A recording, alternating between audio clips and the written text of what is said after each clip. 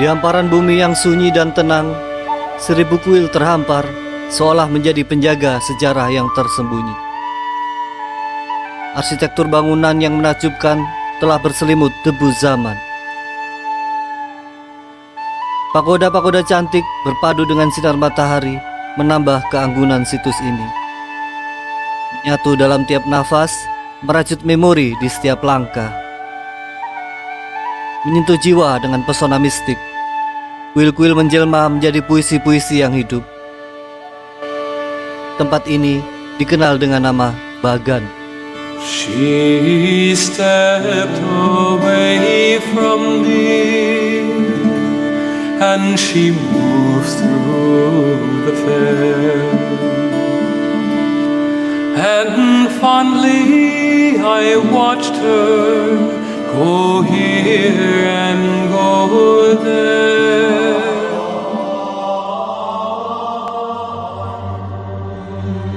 Kota kuno Bagan adalah salah satu destinasi wisata yang paling terkenal di Myanmar.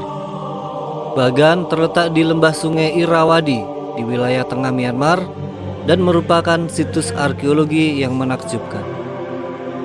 Bagan dahulu dikenal dengan nama Pagan, sebuah kerajaan yang kuat antara abad ke-9 sampai dengan abad 14 Masehi. Pada puncak kejayaannya, Bagan memiliki ribuan kuil, pagoda, dan struktur agama lainnya. Raja-raja Bagan membangun struktur ini sebagai simbol kekuasaan politik dan untuk mempromosikan agama Buddha Theravada. Bagan terkenal dengan kekayaan arsitektur Buddha yang luar biasa. Sekitar 2000 kuil, pagoda, dan stupa masih berdiri di wilayah itu, walaupun jumlah dulunya jauh lebih besar. Kota kuno Bagan memiliki sejarah cerita yang panjang dan tidak lepas dari posisinya yang strategis, yaitu di lembah sungai Irrawaddy. Nama Irrawaddy sendiri berasal dari bahasa Sanskerta Airavati, yang merupakan seekor gajah putih legendaris yang memiliki 4 gading dan 7 belalai, yang di dalam mitologi Hindu adalah tunggangan Dewa Indra. Sungai ini juga merupakan sungai terluas di Asia yang pada akhirnya bermuara di samudera. Sungai ini juga dijadikan sebagai jalan raya dan merupakan sumber penghidupan masyarakat Bagan. Karena pentingnya arti sebuah sungai pada zaman dahulu, maka daerah ini menjadikannya sebagai sumber konflik. Awalnya penduduk lembah Irrawaddy dikenal dengan sebutan orang Piu, orang yang tinggal di rumah bertingkat di atas air, yang kotanya tidak berpagar tembok dan menggunakan gajah untuk menggarap ladang. Karena daerah subur ini kurang memiliki pertahanan, orang Piu mendapat serangan dari suku Nancho yang berasal dari utara. Setelah penyerangan itu, sebagian penyerang Nancho memilih untuk menetap di tempat ini dan tidak mau kembali ke utara. Seiring berjalannya waktu, orang-orang inilah yang akan menjadi cikal bakal pendiri kerajaan Pagan. Raja yang paling terkenal adalah Raja Anaurahta. Anaurahta adalah seorang anak raja yang tinggal di istana bersama-sama juga dengan 2 saudara tirinya yang bernama Keiso dan Sokate. Tetapi Keiso dan Sokate selalu memperlakukan Anaurahta yang secara umur lebih muda dalam posisi seolah-olah dia lebih rendah. Bagaimana menurut Brosis? Di sini juga sering terjadi begitu kan? Kakak membuli adik. Awalnya Keiso melakukan kudeta kepada raja, mengasingkan raja ke biara dan berhasil menduduki tahta. Anaurahta tetap diizinkan tinggal di istana oleh Keiso bersama ibunya. Namun pada suatu hari, Raja Keiso terbunuh oleh panah seorang pemburu rusa yang mengira dia adalah rusa buruannya. Raja Keiso pun meninggal dunia pada usianya yang masih 28 tahun. Tahta pun diduduki oleh Sokate, saudara sekaligus sekutu Keiso dalam menggulingkan raja sebelumnya. Pada saat Anaurahta berumur 30 tahun, terjadi konflik antara Anaurahta dengan Raja Sokate yang disebabkan karena Raja Sokate berniat untuk memperistri ibunya. Anaurahta pun marah dan segera menyusun kekuatan untuk melawan Raja Sokate. Perang pun terjadi dan terbunuhlah Raja Sokate. Aunarahta pun naik tahta dan menjadi raja kerajaan Pagan.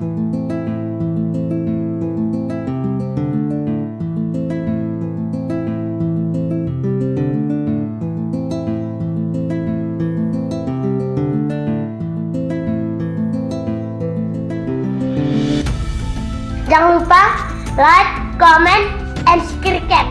Itu diingetin, jangan lupa subscribe bro. Pada awal pemerintahannya, wilayah Pagan hanya terbatas pada daerah sekitar ibu kota. Namun, Raja Aunarahta memiliki ambisi yang besar untuk memperluas kekuasaannya dan melindungi agama Buddha.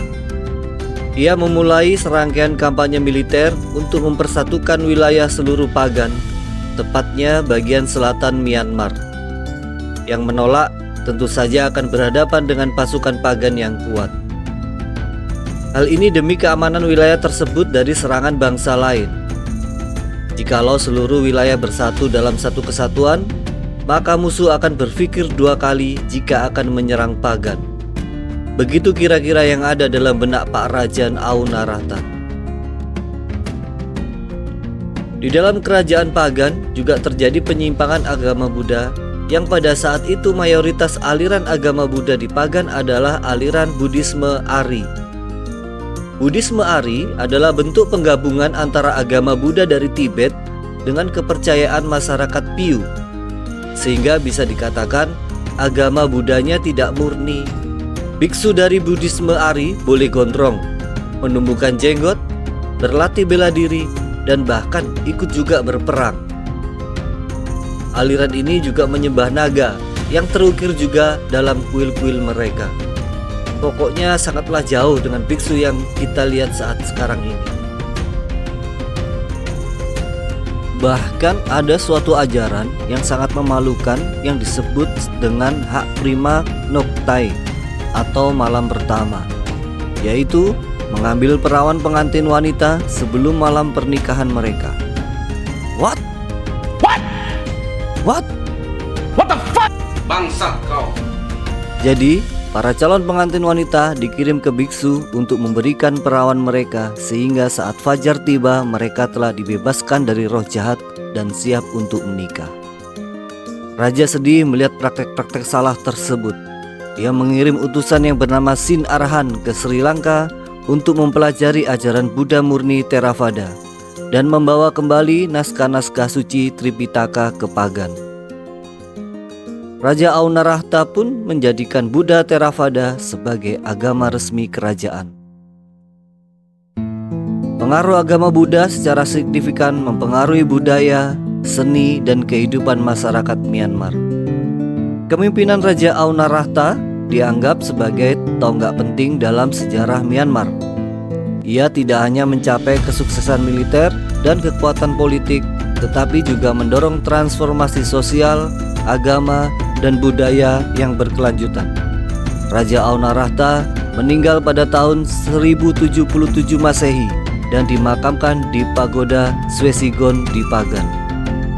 Jauh setelah Raja Aunarahta meninggal, pada tahun 1258 Masehi, serangkaian pemberontakan terjadi yang mengakibatkan APBN Pagan terserap untuk menahan pemberontakan ini.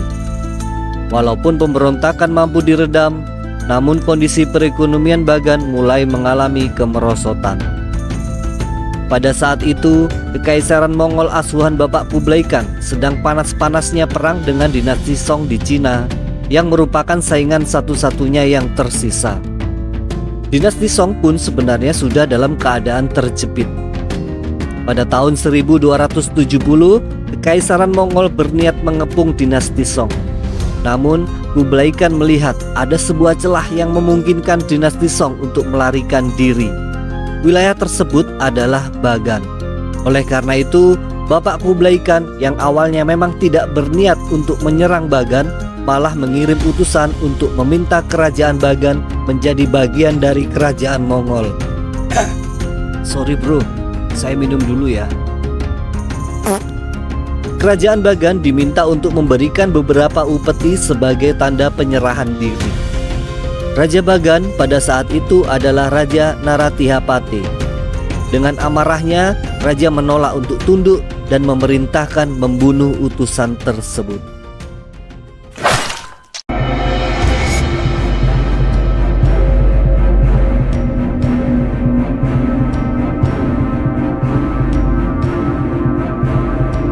Pada tahun 1287 Masehi, kerajaan Bagan diserang oleh pasukan Mongol yang dipimpin oleh Bapak Kublai Khan sendiri.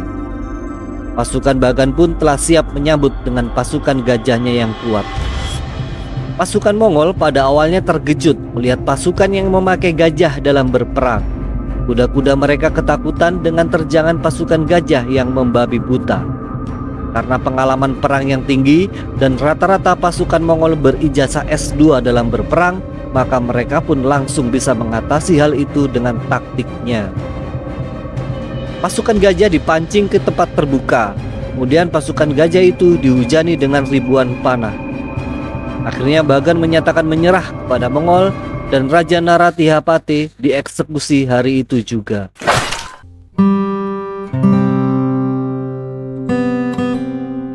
Bagan jatuh ke tangan Mongol dan kota tersebut mengalami kehancuran dan kekacauan.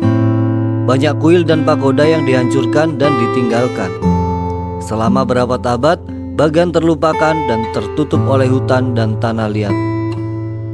Pada abad ke-20, pemugaran dan restorasi dilakukan untuk mengembalikan kejayaan Bagan. Meskipun tidak semua kuil dan pagoda dapat dipulihkan, tapi sekitar 2.200 struktur masih berdiri hingga saat ini. Pada tahun 2019, Bagan diakui sebagai situs warisan dunia UNESCO dan mengakui pentingnya situs ini sebagai peninggalan sejarah dan kebudayaan yang luar biasa. Sejarah Bagan mencerminkan era kejayaan dan kebesaran kerajaan Bagan serta pengaruh agama Buddha Theravada yang kuat di wilayah tersebut. Bagan pun tetap menjadi tujuan wisata yang menakjubkan bagi para pengunjung yang tertarik dengan sejarah, arsitektur, dan spiritualitas yang memancar dari situs kuno ini.